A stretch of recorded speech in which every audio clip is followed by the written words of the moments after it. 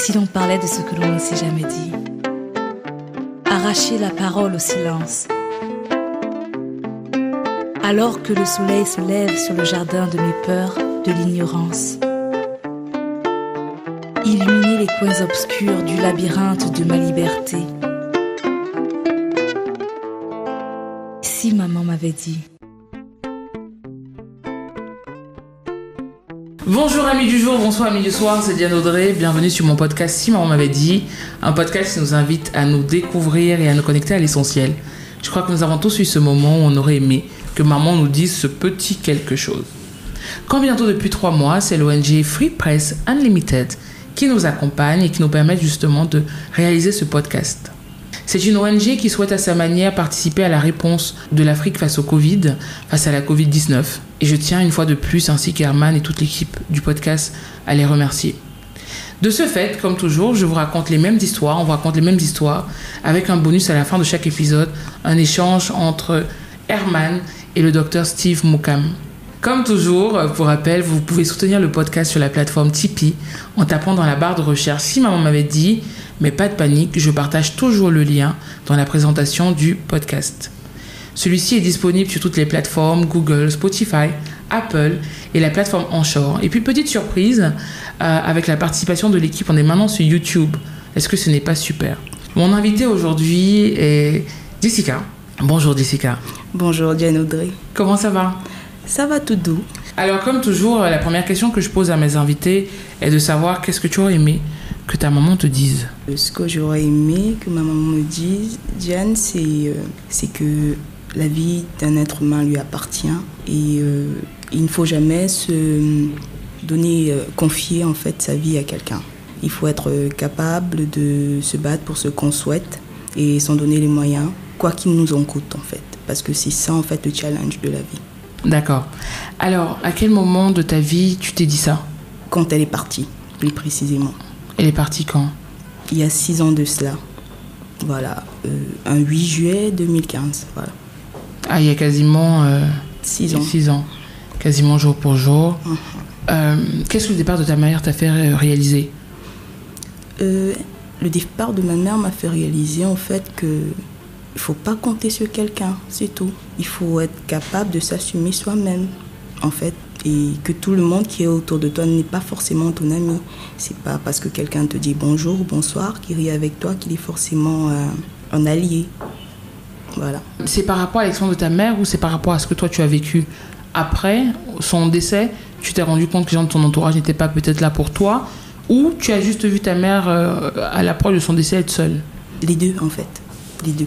Est-ce que tu peux nous en dire un peu plus? Bon, ma maman décède en 2015. Nous sommes déjà d'abord deux filles. Ma grande sœur, mon aînée de 4 ans, voilà, et moi. On était toutes seules en fait. On était avec notre maman. Mon père et ma mère se sont séparés un jour de mes 12 ans, le jour de mon anniversaire de mes 12 ans. On a été éloignés, divisés directement ce même jour, ma sœur et moi. Moi, on m'a envoyée dans la famille de mon père. Parce que moi, je suis fille unique à mon père et ma sœur, elle est venue avec ma maman. Donc, à 2 ans, voilà, dans le nouveau mariage, comme on va dire. Voilà. Mais on a grandi tous les deux ensemble et tout, jusqu'à ce fameux jour de la séparation. Donc, la séparation a été assez brutale.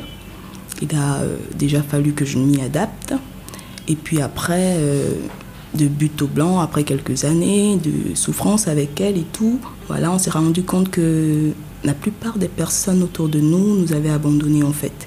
Ils n'étaient pas vraiment là pour nous, voilà.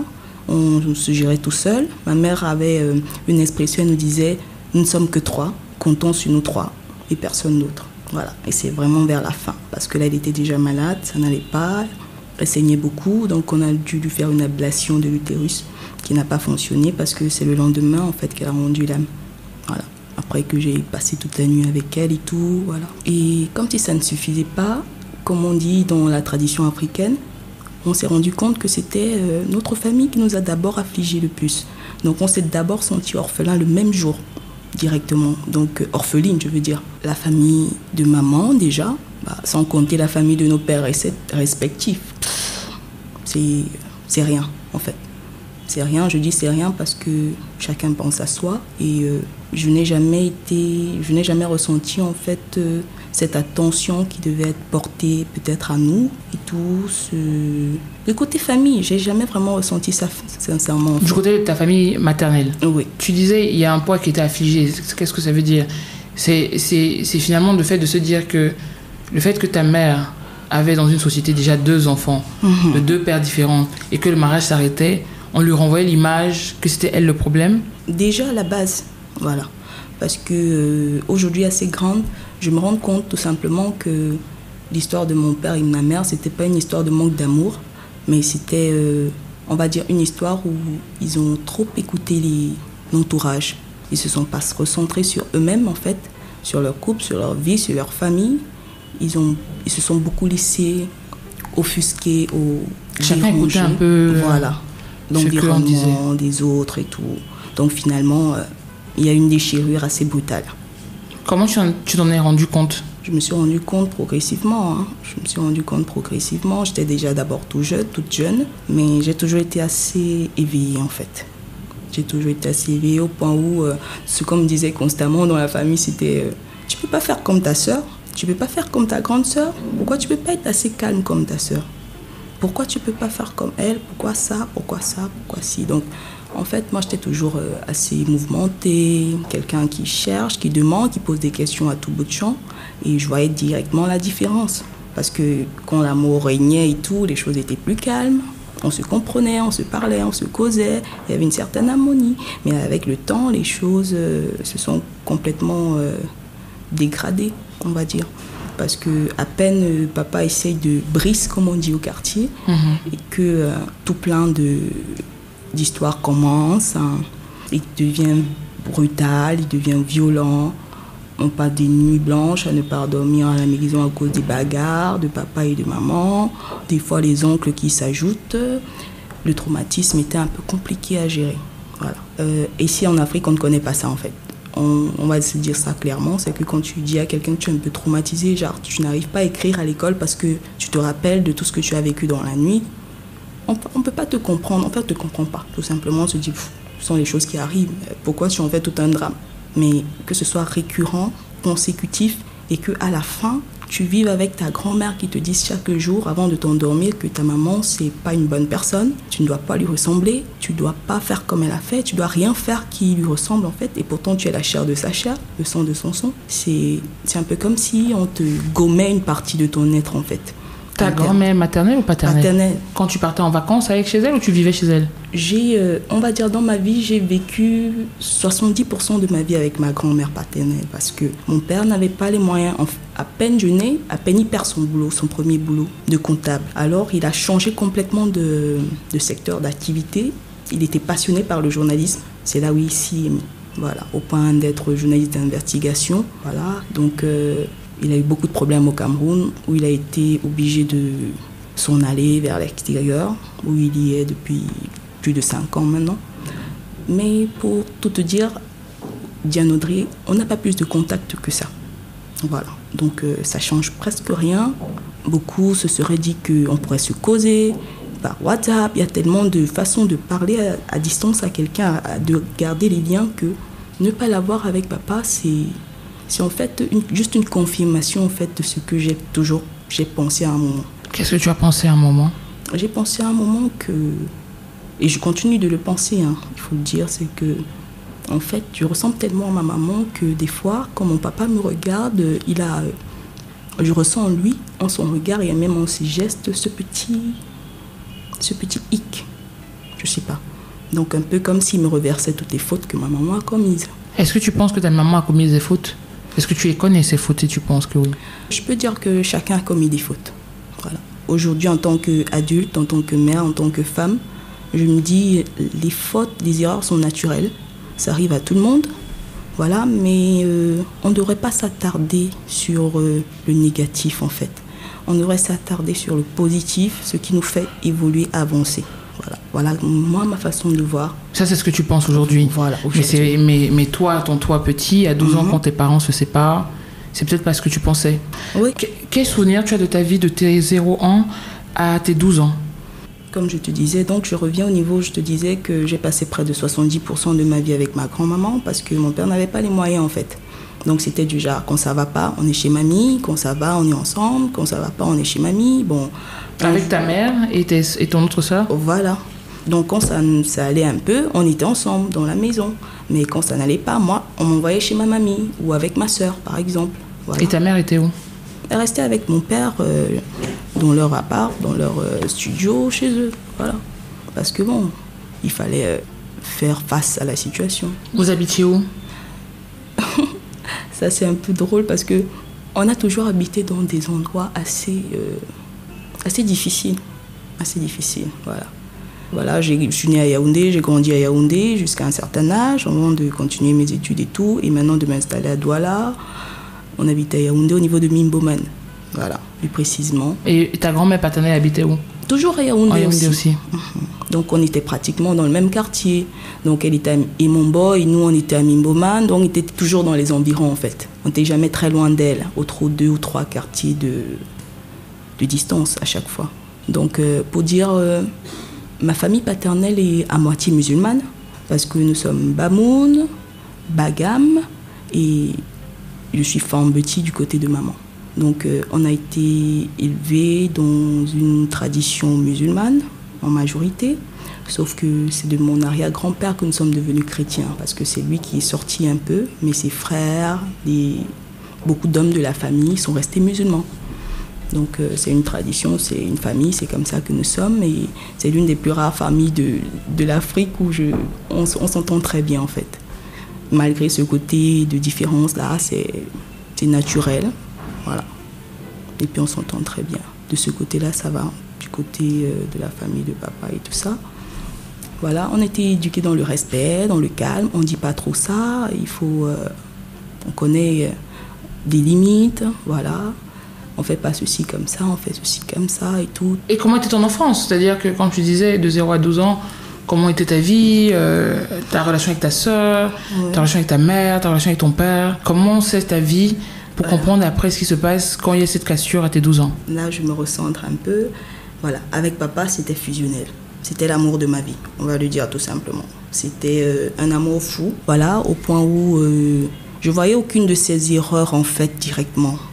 Et j'ai toujours été du genre de personne qui ne s'attarde pas, même depuis mon enfance, sur le négatif des gens. Tu pouvais me gronder quelques minutes, je revenais vers toi. D'accord? Donc, j'étais pas genre, je garde le mal et tout ça, non. Mais à un moment, les choses se sont gâtées. Quand les choses se gâtaient entre eux, les choses se gâtaient forcément entre moi et ma sœur. Parce qu'il y avait des différences qui se créaient déjà. Déjà, au niveau de l'argent de beignet même seulement. Il y avait des jours où ma sœur se lève, elle veut aller à l'école, mon père lui dit il n'a rien. Et comment je viens, je lui demande, il me donne 200, 300 francs.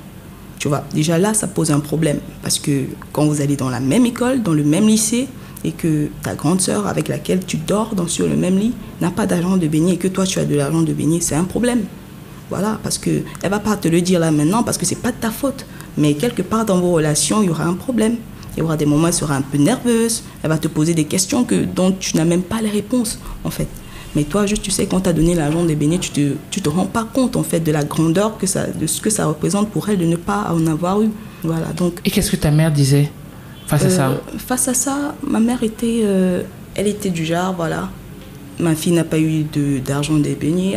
Après s'être plaint pendant quelques temps, elle cherchait une solution. Elle cherchait un moyen de lui fournir son argent de beignets, tout simplement, pour que les choses rentrent à peu près dans l'ordre. Voilà. Donc c'était en fait comme ça qu'elle agissait à chaque fois face à une situation, face à un problème, quelque sorte. Elle se plaignait, certes, mais elle ne s'attardait pas dessus. Elle essayait de trouver des solutions, en fait. Ma maman, c'était quelqu'un qui avait toujours un plan B, C, D, Z. Voilà. Avec elle, on était toujours sûr de... Genre, si on n'a pas un pain entier, on a au moins le pain de 50. Et donc ta sœur, elle a commencé... Elle est rentrée avec ta mère à ce mariage quand elle avait 4 ans. C'est ça, vu que... Non? Oui, 2 ans. 2 ans. 2 ans. 2 ans. Donc elle a quasiment que connu ton père comme père. Voilà. Mais ton père n'avait pas ce rapport paternel vis-à-vis d'elle? Au départ, si. Au départ, si. Beaucoup même. Parce que à un moment de ma vie, après la séparation, ma grand-mère avait l'habitude de dire, Voilà, aux gens que ma soeur n'est pas reconnaissante pour tout ce que mon père et sa famille ont fait pour elle et tout, voilà, et tout. En fait, elle a très mal vécu, tout simplement, comme moi. Voilà. Aujourd'hui que je connais les deux, je connais les pensées de tous, en fait. Ma conclusion est simple, c'est qu'elle a très mal vécu, tout comme moi. La cassure était brutale, elle était sauvage, même à la limite, parce que c'était carrément une atmosphère de guerre. Donc, qu'est-ce qui s'est passé ? Ce qui s'est passé, c'est que la séparation a été brutale. Elle a été causée par beaucoup de trucs. Les gens qui bavardent, des soupçons de tromperie. Du côté de ta mère ou de ton père ? D'abord de ma mère et après les deux. Et après la brutalité.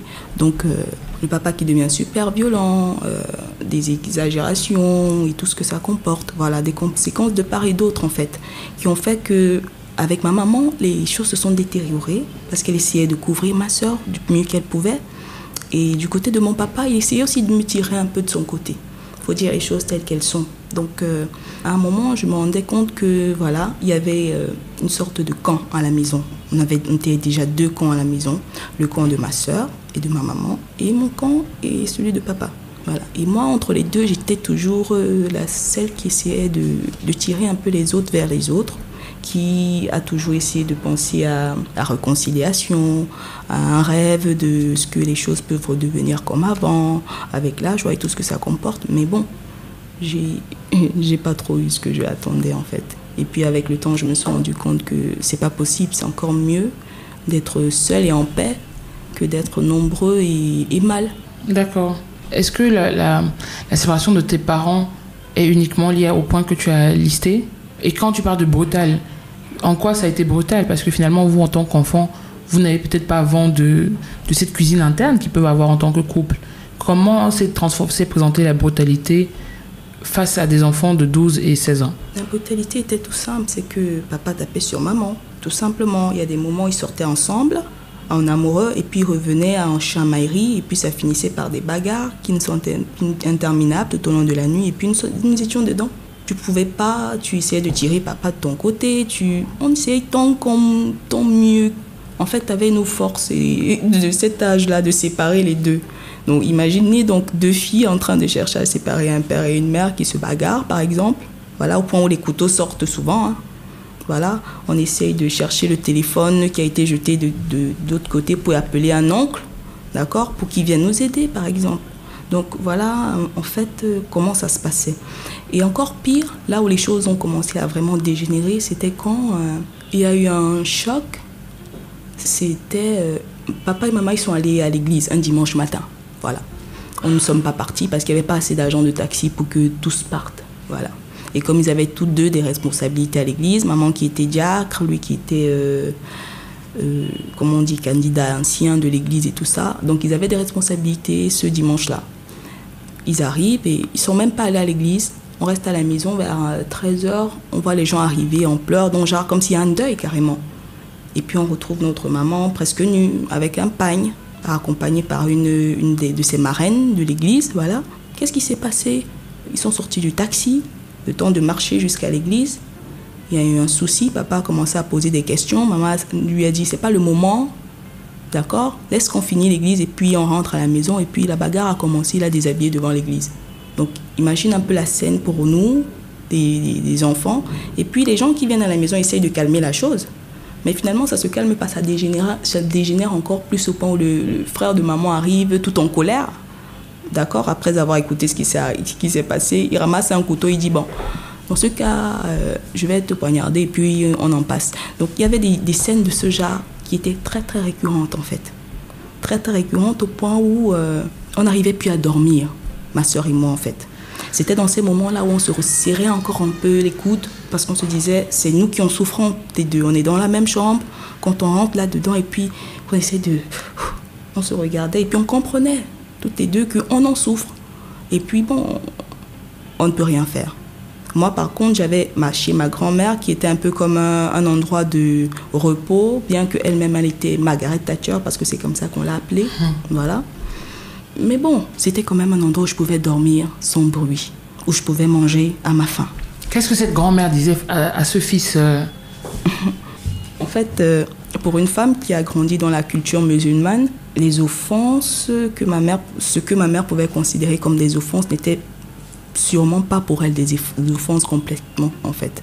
Donc il y avait toujours un côté doux qui caressait un peu le sens du poil de papa, puisque c'est son fils, voilà. Et puis un autre côté qui aussi de temps en temps revenait un peu sur la situation et se mettait un peu en question. Mais ce côté-là s'est complètement coupé lors de la séparation, en fait. Au point où moi, ma prière du soir et ma prière du matin, c'était de me dire, ta maman, c'est une pute, je veux pas que tu la ressembles, ne fais rien. Donc on me rappelait sans cesse, en fait, l'histoire de mon père et de ma mère. Chaque jour. Diane Audrey, chaque jour. Parce qu'on priait le soir avant de s'endormir et on priait le matin quand on se levait. Donc il y a des moments où la prière devient un peu comme un serment qu'on est en train de te dire. Tu avais quel âge? Disons 12 ans, entre 12 et 14 ans. Parce qu'après, j'ai fugué. Je ne pouvais pas supporter. J'ai fugué, je suis allée... En fait, ce jour-là, je ne fugue même pas, en fait. On m'a dit que j'ai fugué. Bon, je te raconte. Je crois que c'était à mes 14 ans, 13, 14 ans, voilà. Parce que j'ai fait 2 ans, en fait, après la séparation chez ma grand-mère. Et après, c'est là où je suis partie. Mais en fait, je ne suis pas partie parce que... Imagine-toi qu'on te laisse... Je suis née un 17 avril. On te laisse un 17 avril chez ta grand-mère. Et puis, le papa disparaît 1 an. D'accord ? Maman, elle a fait l'effort de venir me voir de temps en temps chez ma grand-mère et tout. Mais la réaction qu'elle avait en venant là-bas n'était pas super bonne. Et à chaque fois, on me dérangeait. En fait, ta mère vient te voir et puis toi, on te traumatise du fait qu'elle soit venue, en fait. On te dit, quand tu vas l'accompagner là, ne descends pas en bas. Tu vois, on ne veut pas te voir à plus de 100 mètres de la maison. Donc, tu la laisses là dehors et puis tu rentres à la maison très rapidement. Il ne faut pas que vous causiez un peu longtemps et tout et tout. Donc, il faut toujours que pendant que vous soyez en train de bavarder, il y ait quelqu'un qu'on envoie un peu tourner autour pour écouter les conversations, pour voir ce qu'elle te dit ou ce qu'elle te donne. Voilà. Donc, à un moment, elle a décidé de ne plus venir parce que ça me traumatisait et elle avait peur pour moi, en fait. Voilà. Donc, elle m'a dit, ma puce, je suis désolée, mais tu seras grande, tu vas comprendre. Mais pour le moment, je préfère ne plus venir te voir tout le temps. Tu as mon numéro de téléphone, je ne vais jamais changer de téléphone parce que je sais que ce numéro, tu le garderas. Si tu as un problème, appelle-moi. D'accord ? Voilà. Donc, voilà, c'était la dernière fois qu'elle est venue. Mais papa, par contre, j'ai fait 1 an, plus d'1 an en fait, sans le voir. Imagine, pour une fille qui avait une relation fusionnelle avec son père, c'était pas évident pour moi. En fait, à chaque fois, puisqu'on avait une cabine téléphonique à l'époque, ma grand-mère avait une cabine téléphonique, on faisait des photocopies, tout ça, appels internationaux et tout ça. Donc, à chaque fois, j'étais dedans et puis j'essayais de l'appeler. Il y a des moments où il me décrochait, il me dit, je vais venir demain, je vais venir après-demain, je vais venir la semaine prochaine et puis jamais. Voilà, donc à un moment, bon, je ne l'appelais plus. Un jour, il est venu me chercher, il m'a emmené quelque part. Et puis, ce matin-là, comme je disais, de mes 13-14 ans, je me suis dit, aujourd'hui, là, je vais voir mon père. Qu'importe ce que ça va me coûter, il faut que je le voie. Voilà, parce que c'était complètement... Ma grand-mère avait complètement changé, en fait. La grand-mère de mes 0 à 12 ans que je connaissais, ce n'était pas celle que j'ai connue, en fait, que j'ai redécouvert après la séparation de mes parents. Quand je suis arrivée, on était 2 chez elle, parce que normalement, on était plusieurs enfants d'abord au départ, mais chacun avait grandi, chacun était parti et tout. Mais là, on était 2 filles. Je dis, tu te rends compte que ta grand-mère te casse un couvercle de marmite sur le bras, juste parce que tu as cuisiné, voilà, tu as fait le riz, et puis tu as goûté. Donc, elle voit les traces de tes doigts sur le dessus de la marmite de riz, là, parce que tu as goûté les grains pour te rassurer qu'elles sont cuites et tout, mais elle te tape parce que quand tu cuisines, tu ne dois même pas goûter, en fait. Tu dois attendre qu'elle revienne te servir. Donc, voilà des trucs que... C'était grave, en fait. C'était tellement grave que je me suis dit, bon, mon père, il vit encore, ma mère, il vit encore, il faut que j'essaye un peu de leur parler de ça. Donc, genre, que maintenant, là, ça ne va plus. Donc, j'avais droit à rien. Voilà. Certainement que ton corps aussi devenait un corps de femme. Bien sûr. Donc tu n'étais plus une petite fille, elle te voyait comme une femme, et donc une femme, ta mère, et une femme aussi peut-être aussi ce qu'elle était, ou ce qu'elle n'aurait pas voulu être. Parce que quand ton fils est violent, même si tu es une femme d'une confession musulmane ou d'une autre, c'est même pas souvent spécialement lié à la confession, l'image que ton fils te renvoie ce que ton fils fait est une image qui te renvoie de ce que tu es ou de ce que tu as laissé passer. Exactement. Et donc, je pense que d'une certaine manière, tu étais aussi le reflet de son fils, de sa belle-fille, et de ce qu'elle ne pourrait peut-être pas être, ou de ce qu'elle aimerait que tu sois pour te protéger.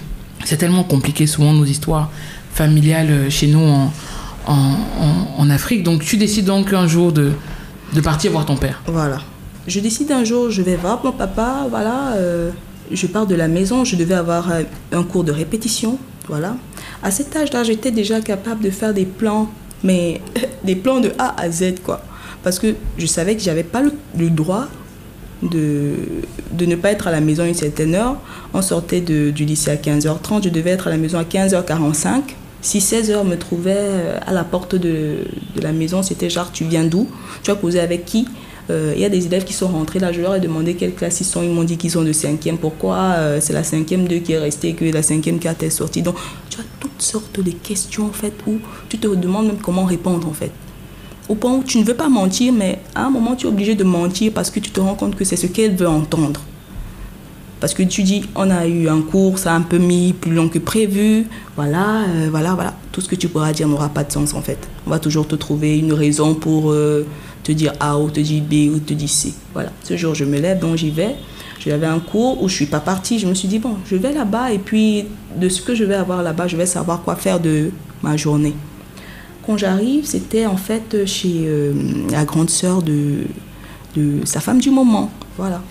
Quand j'arrive, elle me dit, bon, elle aussi, ça fait près de 3 semaines qu'elle n'a pas vu. Je lui dis, ah, toi au moins, ça fait 3 semaines. Moi, ça fait plus d'1 an. Donc, j'ai vraiment besoin de le voir. Elle me dit, ok, en fait, avant, le téléphone était dans les 250, comme ça, la minute, hein, un truc comme ça. Elle me donne 400 francs. Elle me dit, va appeler ton père. Parce que moi, j'ai essayé de l'appeler, il ne décroche pas. Donc, va l'appeler et puis basta. J'ai passé presque 3 heures de temps là-bas. Quand je vais, je l'appelle. Il me dit, il n'a même pas pris le temps de m'écouter. Dès qu'il a écouté ma voix, il a su que c'était moi. Je dis, papa, s'il te plaît, j'ai besoin de te voir. Je suis allée chez tata telle, c'est elle qui m'a donné les pièces pour pouvoir te contacter. Pardon, essaye, je veux qu'on se voie impérativement aujourd'hui là. Donc, histoire de lui dire, je ne vais même pas rentrer à la maison tant que je ne t'ai pas vu. Diane Audrey, mon père me dit clairement, je suis dans le bus pour Mbalmayo. Je dis que, mais Mbalmayo, c'est où? Mbalmayo, c'est à 30 minutes de Yaoundé. D'accord? Moi, je suis à Mimbomana, où tu sais. Tu peux passer quand même me chercher pour qu'on bavarde avant même que tu ne partes en Mbalmayo. Parce que vraiment, j'en ai vraiment besoin. Depuis que je t'appelle, tu n'es jamais venu. Il n'a même pas essayé de continuer la conversation. Il me dit, rentre à la maison parce que... Voilà le mot qui m'a sidéré, qui m'a fait fuguer en fait. Il m'a fait partir voir ma mère. C'était, ta grand-mère te cherche. Elle sait que tu n'es pas allé au cours. Et elle a déjà appelé tel tonton et tout. Ils sont en train de te chercher dans toute la ville. Non, mais à partir de ce moment-là, j'ai dit, bah, mieux je meurs que de rentrer alors. Donc mieux je cherche quelqu'un qui pourra me garder comme ma tante, qui est la petite sœur à ma maman. Voilà, c'est encore mieux que j'aille là-bas parce que rentrer là, je ne peux pas encaisser la bastonnade qui va venir après. Donc franchement, je ne préfère pas. Diane Audrey, je ne sais pas si tu connais Yaoundé, mais ce jour-là, j'étais à Mimboman au niveau des sapeurs. Donc c'est-à-dire presque au terminus Mimboman. Diane Audrey, je suis passée par le marché Essos à pied, parce que ma grand-mère habitait à Imombo, donc juste après la descente du terminus. Donc je ne pouvais pas arriver à Imombo, vu qu'on me cherchait déjà, donc forcément on me connaissait, on allait me remarquer, on allait me porter, on allait me ramener à la maison. Donc il fallait détourner, il fallait prendre un chemin de détour. C'est comme ça que je quitte de là, je passe par le marché des sauces, je monte, j'arrive à la montée, comment on appelle, Essomba. Je remonte, je passe par la route qui est juste à côté du lycée d'Anguissa pour sortir à Kondengui. Parce que tout Yaoundé, je maîtrise. Parce que depuis que je suis née, c'est là-bas, je marche, je descends et tout et tout. Donc, c'était mes zones, en fait. C'est comme ça que je fais ce détour. J'arrive chez ma tante. Imagine-toi, du matin, je suis sortie de la maison à 6h30. Je n'avais pas mangé. J'avais pris un petit bout de pain comme ça. Donc, j'avais 150 dans la poche. Voilà, j'ai pris un petit bout de pain. Et puis, je suis arrivée chez ma tante comme ça, après avoir fait tout ce détour à pied, s'il te plaît, Diane, sans rien.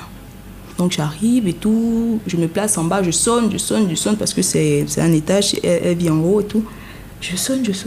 Et puis, quand je suis en bas, j'ai entendu la voix de ma mère directement.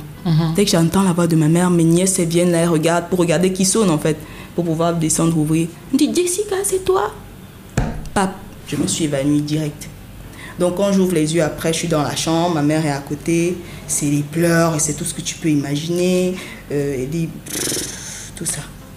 Et puis elle me dit, comment tu as fait pour arriver ici? Est-ce que ta grand-mère est au courant que tu es venue ici et tout ça? Je ne veux pas des problèmes avec votre famille, tout ça.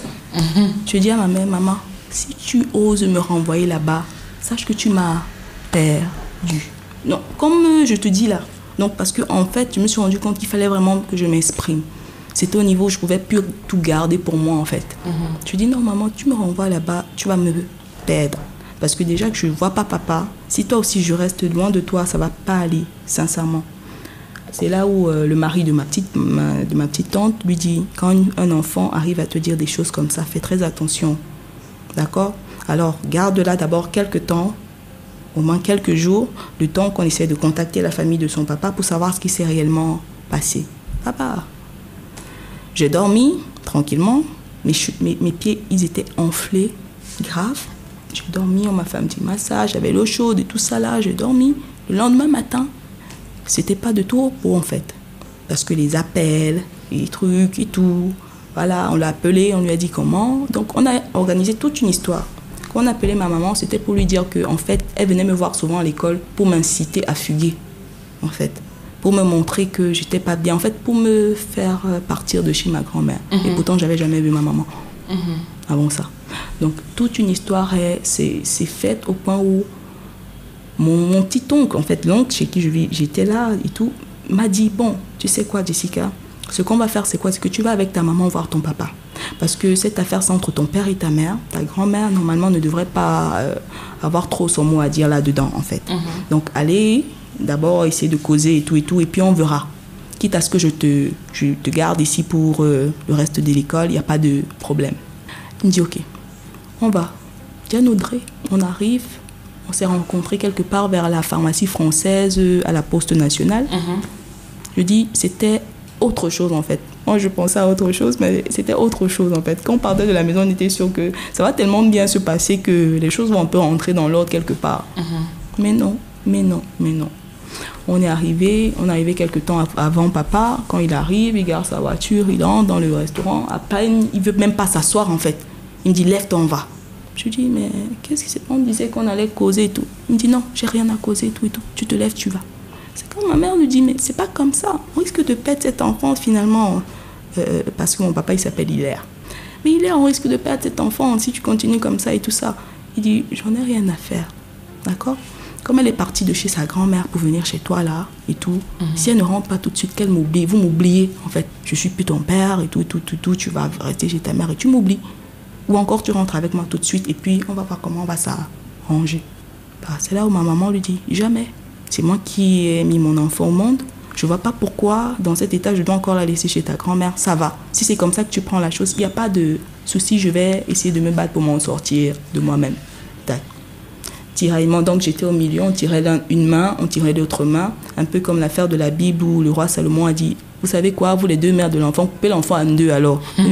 Une prend un côté et puis l'autre prend un côté. C'était un peu comme ça ce jeu-là, au point où l'homme qu'il avait, celui qui était son chauffeur, lui a bien dit, mais je te reconnais pas, qu'est-ce que tu fais comme ça se fait pas en fait.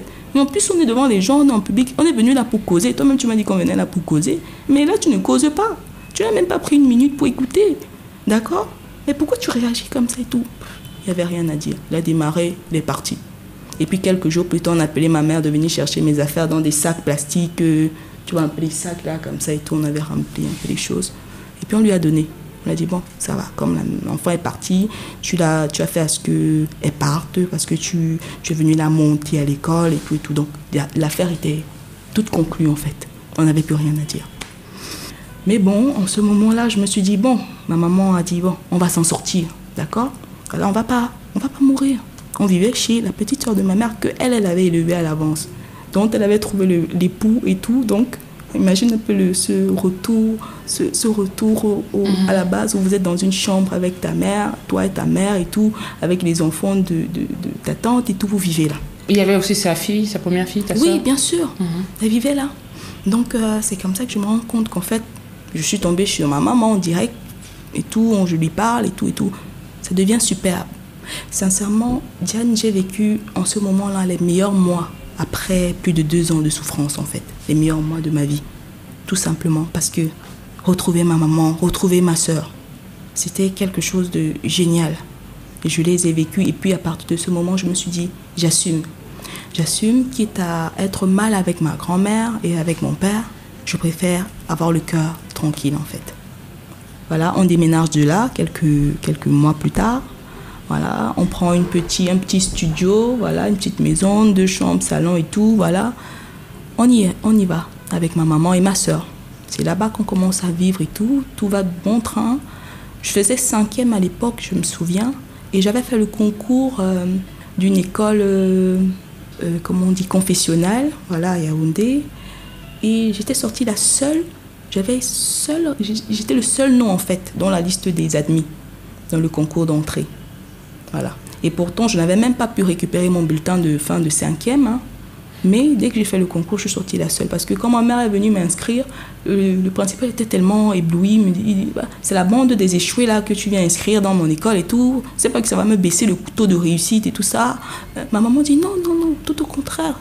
C'est le nom de ma fille qui est le seul nom là-bas. Et puis pas parce que mon nom il est assez particulier. Il dit ah bon, celui-là, oui, je me rappelle. Donc c'est elle, oui. Ok, d'accord.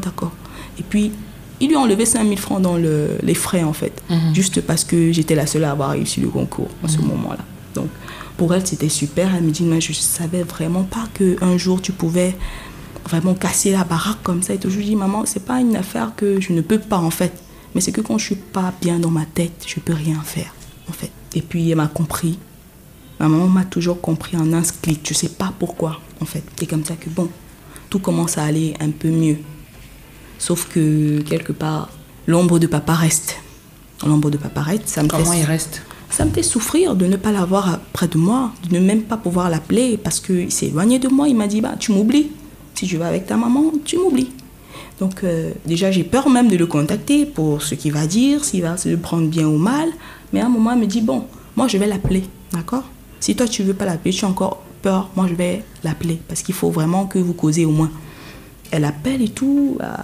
Elle lui dit, bon, voilà, j'ai mis l'enfant à telle école. Voilà. Est-ce que tu peux venir au moins la voir ? Est-ce que bah, le seul jour où j'ai vu mon père, c'était vers le 3e trimestre, quand il est venu terminer la pension, parce qu'il n'avait même pas payé au départ. Donc, il disait non. C'est vers la fin que, bon, ce jour-là, je l'ai vu, il m'appelle, il vient, et puis basta. Je dis, d'accord. Diane Audrey, bon, c'est comme ça que les choses, en fait, se sont passées au point où nous avons vécu des années très, très compliquées avec ma maman qui ne travaillait pas à l'époque, mais qui se battait à avoir un boulot. Elle faisait une formation à l'IAI. Elle a fait une formation à l'IAI, l'une des premières formations de 1000 femmes dans le numérique et tout ça là. C'est quoi l'IAI ? L'Institut africain d'informatique, je crois que c'est une sorte de formation à Yaoundé. D'accord. Voilà. Donc c'est comme ça qu'elle obtient son diplôme de secrétariat, bureautique et tout ça. Voilà. Elle est entrée donc à l'imprimerie nationale à Yaoundé. Dieu merci, on était super heureux. Elle a commencé le boulot, mais comme pour toute femme qui sort d'un chômage à longue durée, c'était pas évident de s'adapter aux heures de travail et vraiment la quantité de travail qu'il y avait parce que c'était une imprimerie. C'est quelque chose qu'elle n'avait jamais connu. Donc elle prenait en fait les bases. Bon, pour couper court, en fait, ça s'est passé comme ça s'est passé. Elle a pu faire de son mieux pour mettre les petits plats dans les grands et nous offrir tout ce qu'elle a pu nous offrir jusqu'à ce moment-là. Voilà. C'est comme ça que ma soeur et moi, ma soeur a son bac, et moi j'ai mon BPC. Voilà, mais avant ça, je me rends compte qu'en fait, maman était obligée en fait à un moment de revenir à l'une des choses qui a porté les problèmes en fait dans son ménage en fait. Parce que, comme on dit, un peu comme on peut te dire, je sais pas, je vais le dire clairement hein, pour que les choses soient claires, parce que à un moment pour moi, c'est une façon de libérer mon cœur et évacuer un certain nombre de choses. Voilà. Donc l'homme qui était à l'origine d'abord des premiers problèmes, voilà, s'est vu être celui-là avec qui elle s'est le mieux entendue. Je ne l'ai jamais vue aussi heureuse, pour le dire tout simplement, qu'avec lui. Et il a toujours tout fait pour moi me mettre à l'aise, elle la mettre à l'aise et ma soeur pareil. Donc à un moment, en moins de 2-3 ans, nous avons fait dans la même maison, parce qu'avant de le prendre même à la maison, elle nous a fait asseoir, nous ses filles, nous a dit voilà l'homme avec qui je suis, maintenant vous connaissez le problème que j'ai vécu pendant des années et tout, après la séparation, mais je ne me vois pas faire différent en fait. Je ne me vois pas amener quelqu'un de trop nouveau pour vous. Et puis, faut dire que lui m'a toujours soutenue. Vous savez, je vous ai jamais caché. Mais en ce moment, il a besoin aussi que je le soutienne, d'accord? Parce que lui aussi, il est en période de divorce. Voilà, donc il avait vraiment besoin d'un endroit calme où essayer de réfléchir et tout. Bon, elle nous a dit réfléchissez et puis vous me dites si c'est possible qu'on cohabite ensemble. Là, ma soeur et moi, on a réfléchi et puis on s'est dit, ça ne sert à rien en fait de frustrer notre maman, de la laisser seule, de la voir en fait souffrir un peu là, vraiment, parce que c'est pas évident pour une maman, voilà, et tout, de rester seule comme ça, de se battre et tout. Puis on s'est dit, pourquoi pas. C'est juste qu'une personne aussi, et puis il n'est pas compliqué en fait, c'est pas quelqu'un de difficile, c'est quelqu'un d'assez simple et qui pose pas trop de questions, il n'est pas très compliqué, voilà. Donc on l'a accepté à la maison et puis c'est comme ça qu'il vient s'installer avec nous, donc c'est-à-dire moi, ma soeur et ma mère, d'accord? C'est en ce moment-là encore que, comme on disait, quand vous vivez, vous ne savez pas qu'il y a des gens qui vous regardent en fait. Vous êtes sûr que vous êtes dans votre coin, que vous êtes assez caché et tout, mais c'est là où on s'est rendu compte qu'on était scrutés vraiment de très très près, parce que ça n'a pas fait quelques mois, tout est redevenu en fait à zéro, parce que papa revient vers moi, comme s'il avait besoin de moi, comme s'il venait m'écouter et tout. Et c'était pour juste des informations, comme pour dire, je vais lui dire ce qui se passe, je vais lui dire comment ça évolue et tout ce que ça comporte. En ce moment, j'étais là et puis je me suis dit, soit ma vie c'est ma vie, soit ma vie c'est la vie de mes parents, en fait. Parce que toute ma vie redevenait à ça, en fait. C'était que dès que j'essayais de trouver une stabilité dans mes pensées, dans mes actions et tout, il revenait et avec les mêmes questions et ça m'entraînait dans la même sphère. Donc, tu es comme, comment on dit, l'inspecteur ou bien comment on dit, les gens qui guettent... pas détective. Voilà, un peu comme un détective auprès de ta maman. Et un espion. Voilà, exactement. Tu es comme un espion auprès de ta maman. Va faire comme ça commence à se passer. Est-ce que c'est bien? Est-ce que c'est ceci? Est-ce que c'est... Voilà. Bon, en fait, à un moment, je me suis dit, vous savez quoi? Peut-être que je suis un peu trop jeune pour comprendre, en fait. Peut-être que tant que tu n'as pas encore enfanté, tu ne peux pas comprendre un certain nombre de choses, en fait. En fait, c'est ce que moi, je me disais, je me suis toujours dit, à un moment. Mais laisse-moi te dire qu'avec ma soeur, au départ, ça n'allait pas, hein. Avec tout ce que je t'ai raconté et tout, on n'était pas très, très amis. On se connaissait, on se comprenait, on vivait dans la même maison, mais on n'était pas très, très amis. C'est avec le temps et avec ses problèmes et tout, elle est sortie de la maison, elle a fait une formation, comment on appelle, infirmière diplômée d'État. Voilà, elle allait la faire à Ebolova. Voilà, donc c'était une formation de 3 mois. C'est pendant ce temps, en fait, que je redécouvre encore ma soeur, en fait. Parce que c'est en ce moment-là où je me suis dit, il faut que je m'éloigne aussi, parce que quand ma soeur s'était éloignée, d'abord 1 an à l'université de Soie, et après elle est allée faire sa formation et tout, elle a eu le concours et tout.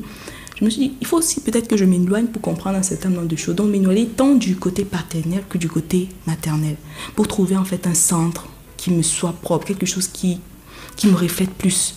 Parce qu'à chaque fois, j'étais en train de me comparer, de me voir à ma mère ou à mon père ou à ma soeur et tout ça. Donc, je voulais vraiment voir ce que c'est. J'étais seule, en fait. Voilà, en fait, dans ma tête, ce qui me tourmente à la limite. Est-ce que tu as donc espionné ta mère et son mari? Je le faisais tout le temps. Je suis désolée, mais je le faisais tout le temps. Par amour, tout simplement. Je ne savais pas, en fait. C'est aujourd'hui que je me rends compte que je les espionnais.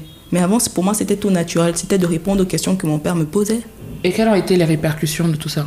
Les répercussions de tout ça ont été assez dramatiques. Mais à un moment, j'ai dû tout avouer, en fait.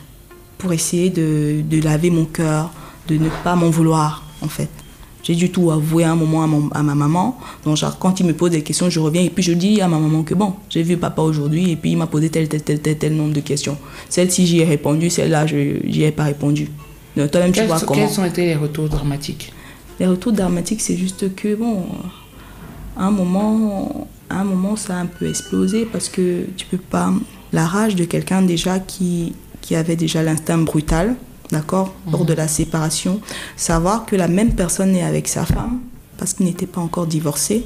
Tu imagines on te met les bâtons dans les roues un peu partout. Et ce qui est arrivé à maman, c'est que jusqu'à l'église, ça a été public. Il est allé avec leur problème de mariage et tout ça à l'église, devant tout le monde. Ils ont fait les assises comme on connaît et tout ça, voilà. Et puis ça a été public. Il a divulgué le nom de la personne, le nom de maman et tout ce que ça comporte et tout ça. Voilà. Donc ça fait qu'elle, elle est entrée en dépression en fait. Parce que c'était tout le monde qui connaissait toute sa vie. Tout le monde, les gens même qui la respectaient le plus, qui connaissaient son intimité. Voilà, donc directement elle s'est recroquevillée. Elle s'est renfermée pendant un bon bout. Et dès qu'elle a commencé à se renfermer, c'est là où la maladie a commencé. Voilà, la maladie, c'était, maman avait les myomes et tous ces petits trucs de femme, mais qui tellement ont duré en fait son traitement que ça a dégénéré. Des saignements abondants, constants. Imagine que tu saignes plus de 3 ans durant, donc par intermittence, il n'y a pas de cycle régulier, elle n'avait plus de cycle. Ma maman est décédée, je crois, ma maman n'avait pas 50 ans. Elle n'a pas atteint ses 50 ans. Voilà. Donc avec tout ça, avec cette frustration et tout ça... Et tu t'en es voulu? Oui, je peux le dire. Beaucoup, parce que c'est quand elle décède que je rentre encore moi aussi en dépression après. Parce que je me rends compte que je suis enceinte en fait quelques mois. Et puis pour moi en fait c'est un choc. Parce que je suis déjà très très pointilleuse sur un certain nombre de choses. Et puis se rendre compte que en fait tu viens de perdre quelqu'un. J'ai eu des tourments parce que la famille de ma mère est venue me voir chez ma grand-mère le lendemain de l'enterrement de ma mère pour me dire que j'ai détourné l'argent que mon père a envoyé pour le deuil de ma mère. Et pourtant il n'avait rien envoyé.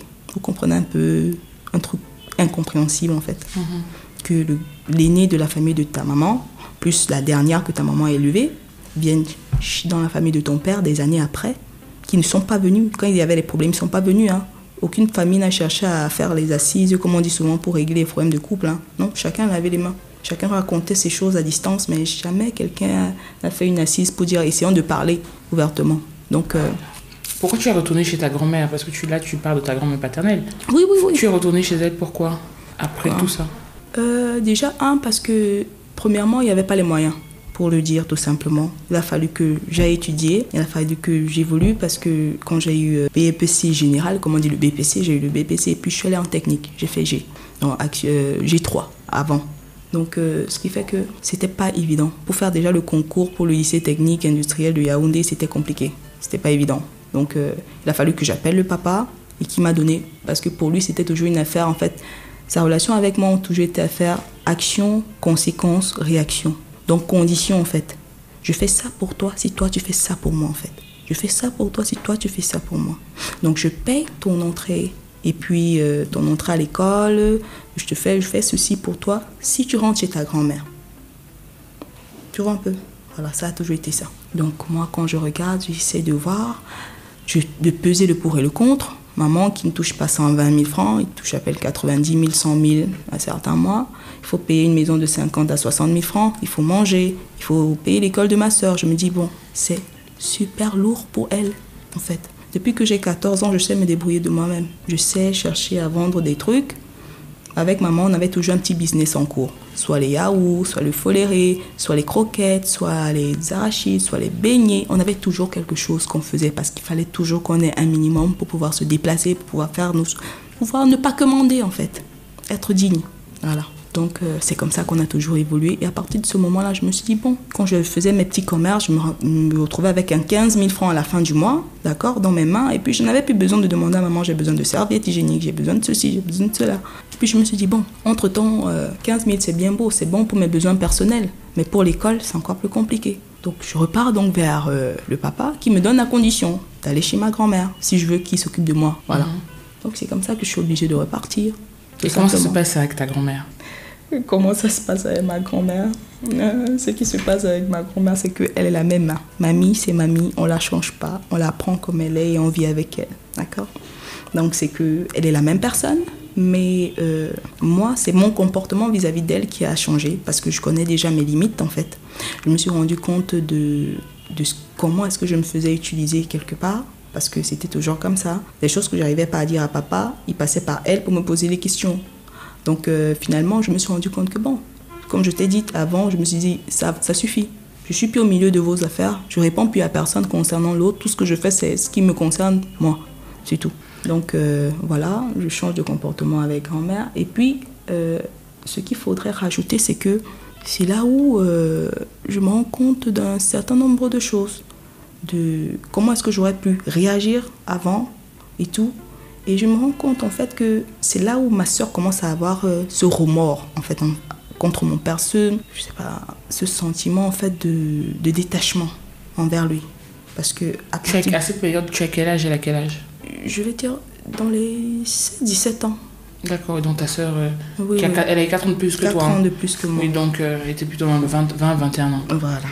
Qu'est-ce que tu veux dire par remords? Ta sœur a des remords? Est-ce que c'est je oui. ne peux pas dire, c'est pas remords, Remords. mais je dirais Rancœur qui remonte. rancœur. Voilà. Les rancœurs qui remontent. Rancœur, voilà. Parce qu'en fait, elle se disait que elle a toujours connu, comme dans mon histoire, depuis 2 ans, c'est mon père qui est son père. Donc déjà ce détachement-là, au départ, c'était compliqué. Mais après, elle s'est dit, bon, si au moins je fais quelque chose de bien, peut-être que papa aussi va me reconnaître, comme on dit souvent. Peut-être papa aussi reviendra vers moi. Voilà, quand elle a son probatoire, l'année où elle faisait première, justement, elle a essayé de se rapprocher encore un peu, mais ça n'a pas donné.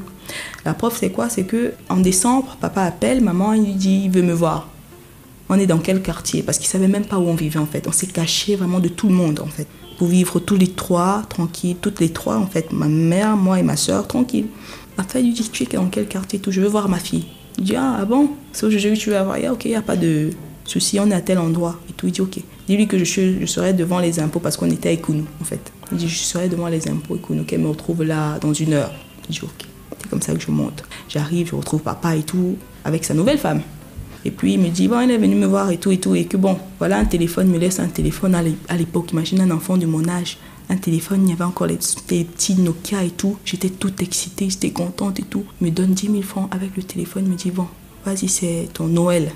Donc, joyeux Noël et tout, et tout, et tout. Je dis, ok, merci. Je descends toute heureuse, d'abord on joue et tout. Après, à peine je me rapprochais de la maison que, en fait, au fond de mon cœur, je me demandais, je me reposais en fait des questions si j'avais raison d'être aussi heureuse pour ce cadeau en fait. Parce que je ne comprenais pas pourquoi mon papa m'achetait un téléphone à moi qui est 4 ans de moins que ma soeur, d'abord, qui n'aurait peut-être pas autant besoin de ça qu'elle, et qu'elle, en fait, il n'ait pas voulu l'avoir en fait. Voilà la chose qui m'a un peu frustrée. Et puis je me suis dit, mais si j'entre comme ça à la maison avec autant de joie, mais ma soeur, comment est-ce qu'elle va se sentir? Que ce père qu'elle a connu ne l'appelle même pas, n'essaye même pas de dire à ma mère, passe-lui le téléphone, je veux au moins écouter sa voix. C'est là où je commence à me dire, bon, directement, hein, ma mimine change directement, et puis j'entre à la maison, et puis directement, je verse tout, parce que c'est comme ça que je suis en fait.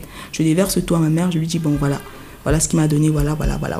Mais sincèrement, je ne sais pas si c'est important, mais je crois que ce téléphone doit être pour moi et ma soeur, parce que je ne pense pas qu'à mon âge, je devrais avoir un téléphone et elle ne devrait pas en avoir. C'est bizarre quand même, puisque je ne peux même pas amener le téléphone à l'école, rien, ça va rester là à la maison. Donc c'est encore mieux que ce soit le téléphone des enfants, genre le téléphone de la maison. Voilà. J'ai dit, ok, si c'est toi qui as décidé comme ça, il n'y a pas de souci, mais je ne veux pas les problèmes avec ton père. Genre, il va venir dire qu'on a confisqué ce qu'il t'a offert et tout ça. Je lui dis non, ça n'a rien à voir. On en passe. Et puis, comme je disais, cette année-là, ma soeur faisait le probatoire qu'elle a eu. Au cas où les personnes qui nous écoutent ne savent pas ce que c'est le probatoire est un examen. On passe à la fin d'année en première pour passer en terminale. Voilà. Voilà. Donc, elle allait en terminale pendant que moi, j'allais en 3e, en fait. Donc, c'est comme ça que les choses avancent et tout. Moi, je reste toujours dans mon établissement confessionnel et tout ça.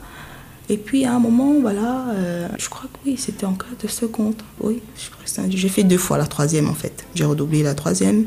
Voilà, c'est la seconde année que j'ai pu passer. Et puis, il fallait qu'on déménage absolument parce que le quartier Ekounou, pour ceux qui connaissent Yaoundé, c'est un quartier assez compliqué.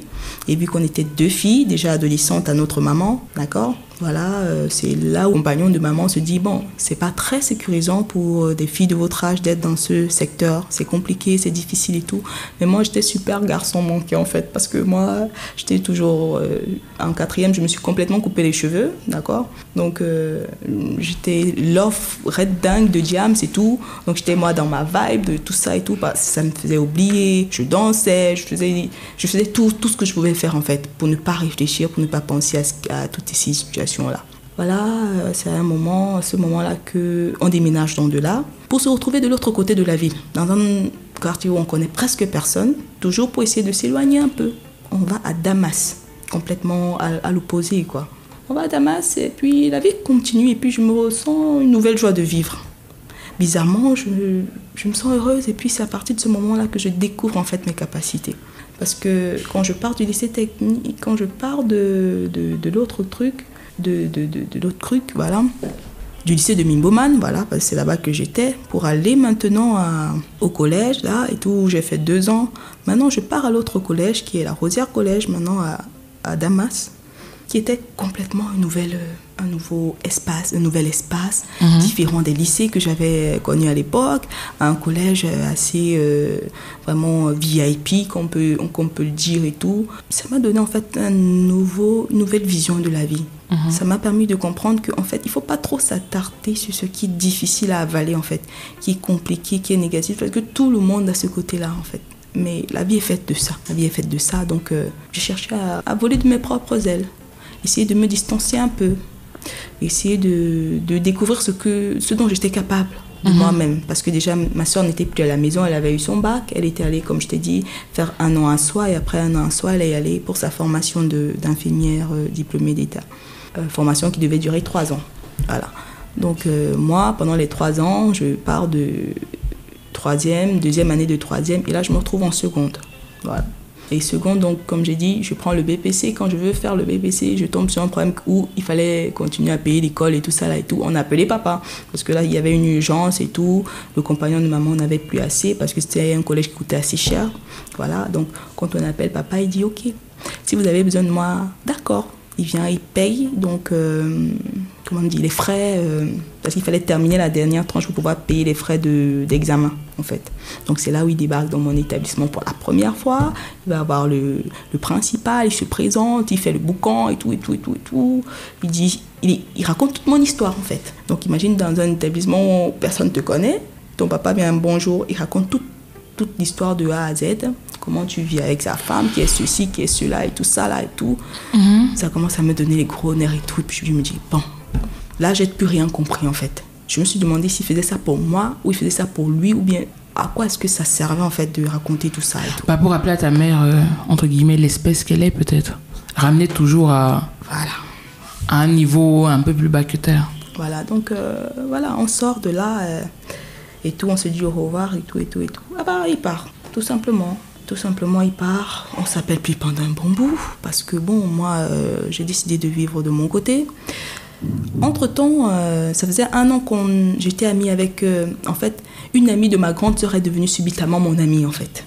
Voilà, une amie de ma grande sœur avec qui est partagée. Parce que nous, on a toujours chanté dans notre famille. La chorale, c'est quelque chose qu'on a fait depuis petite. Même mon père et ma mère, même pendant qu'ils avaient des problèmes et tout, on faisait la chorale aussi. On continuait tout ça.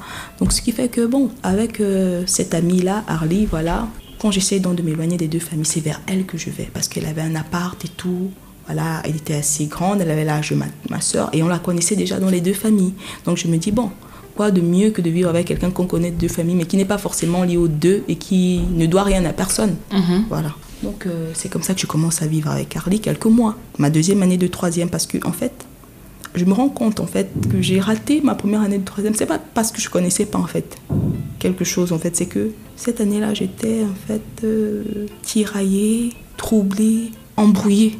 Je vais dire ça tout simplement, j'étais embrouillée, en fait. Parce que quand je composais, même, je me rappelle très bien que quand je composais, c'était du genre où je sortais de la salle de classe, en fait, de la salle de compo, avant d'avoir fini mon examen. Vous comprenez un peu. Donc, genre, s'il y avait de 1 à 3, je pouvais faire le 1, le 2, mais le 3, je m'en foutais. En fait, ça me disait carrément rien. Je ne sais pas pourquoi, en fait. C'était ça dans ma tête.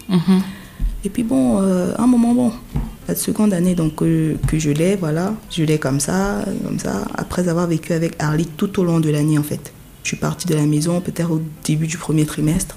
J'ai vécu avec Arlie, j'ai eu tout ça, au point où je me dis, je rentre à la maison, je rentre chez grand-mère. Justement, quand on l'appelle, papa pour lui dire, bon, il faut l'argent de machin et tout pour faire le truc et tout, il vient, il paye. C'est là où je vais chez grand-mère. Faire les quelques mois avant l'examen en fait. D'accord.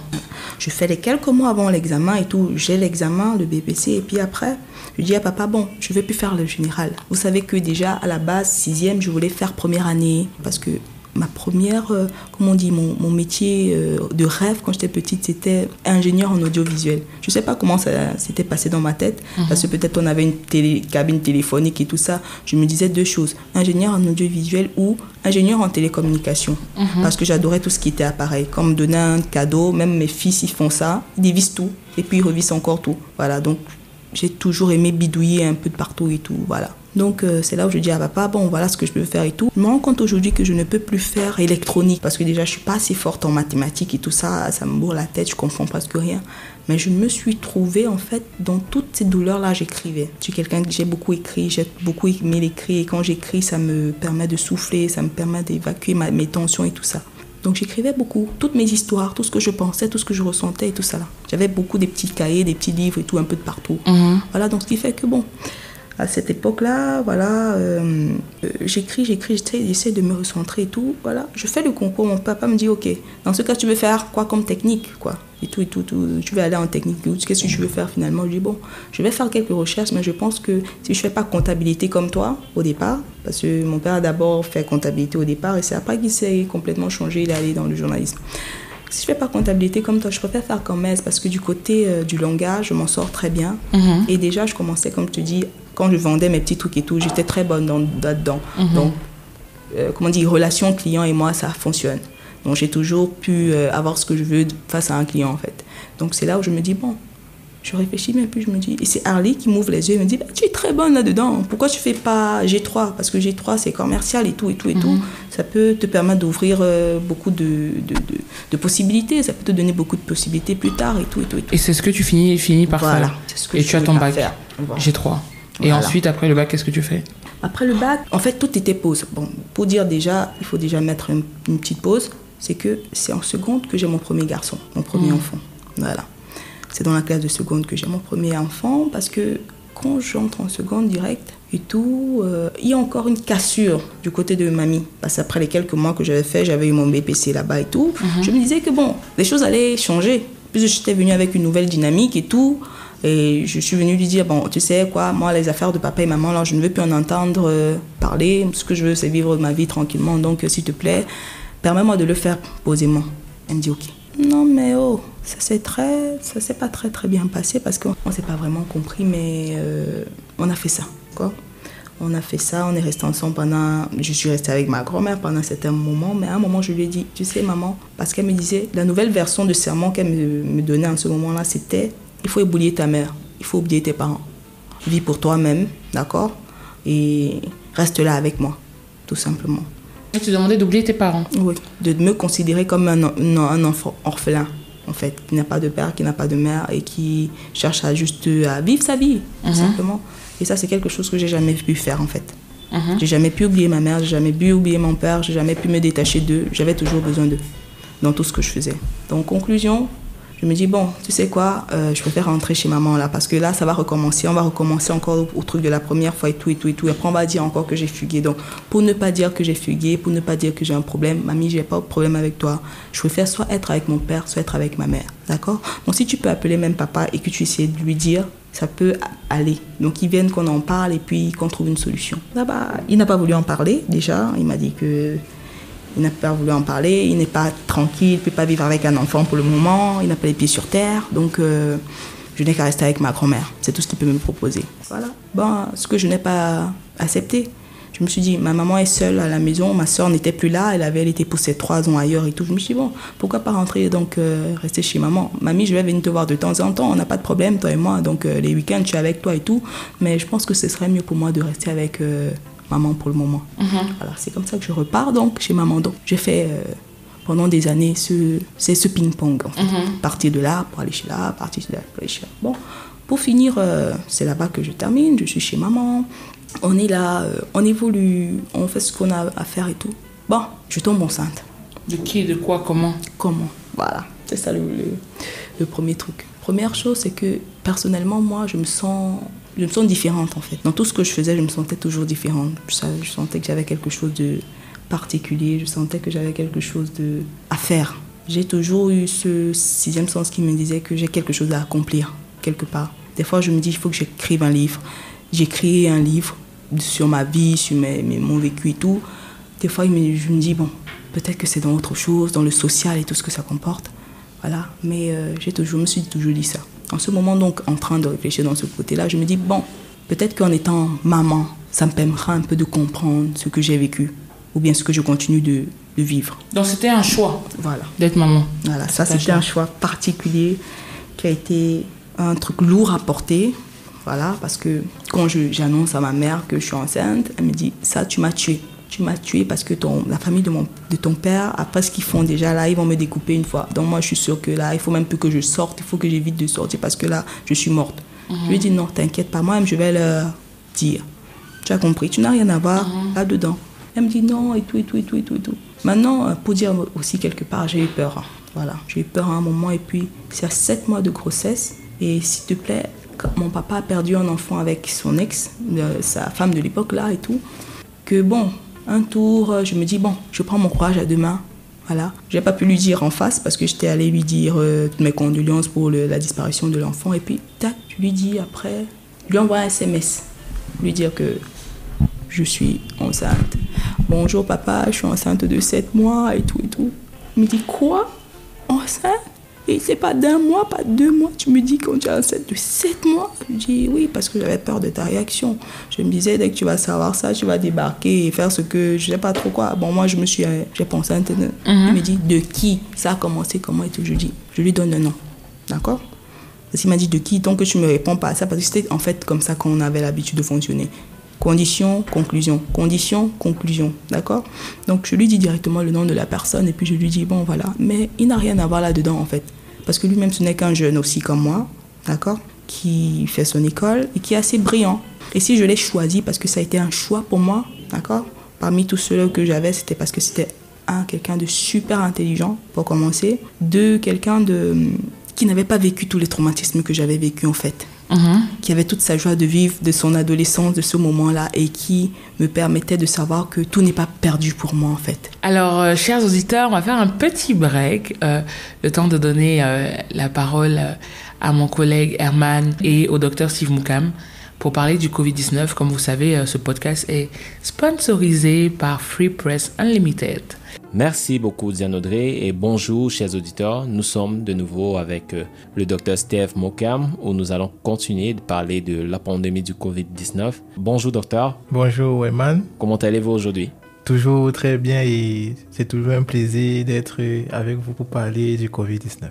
Alors la dernière fois docteur, vous nous avez longuement parlé des mesures et des précautions à prendre pour le traitement d'un cas de Covid-19 à domicile. Exactement.